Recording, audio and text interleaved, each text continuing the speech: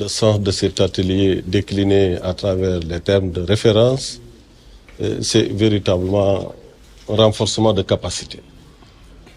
Renforcement de capacité des personnels et de la police et des magistrats, mais également des médecins et autres qui interviennent dans les zones frontalières.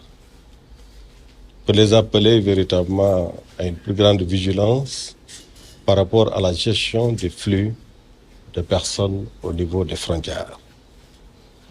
Mieux les traiter, mieux prendre soin d'eux, veiller au respect de leurs droits, le tout pour une bonne application de la loi. Vous vous rendez compte à longueur de journée de mauvais traitements de personnes qui auraient été maltraitées à la police, à la gendarmerie ou à la prison. Mais c'est conscient de cela que la Convention internationale contre la torture est née.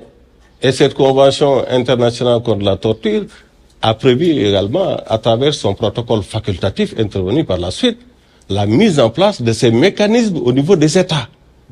C'est tellement vrai que le problème est là, qu'au niveau du protocole, on prévoit même jusqu'à plusieurs mécanismes nationaux de prévention de la torture. Le mécanisme dit que chaque État doit mettre en œuvre des ou un mécanisme national de prévention de la torture. C'est-à-dire qu'aujourd'hui, le Sénégal pourrait par exemple mettre en place un autre mécanisme national de prévention de la torture pour mieux renforcer véritablement sa pratique de la prévention.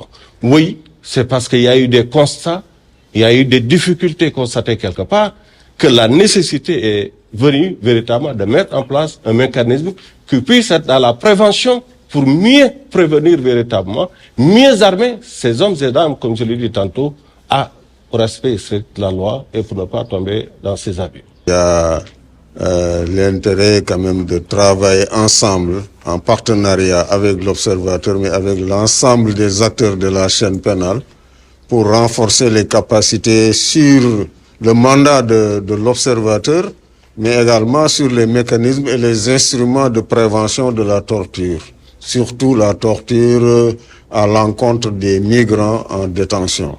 Le rôle de la société civile maintenant, c'est un rôle de veille.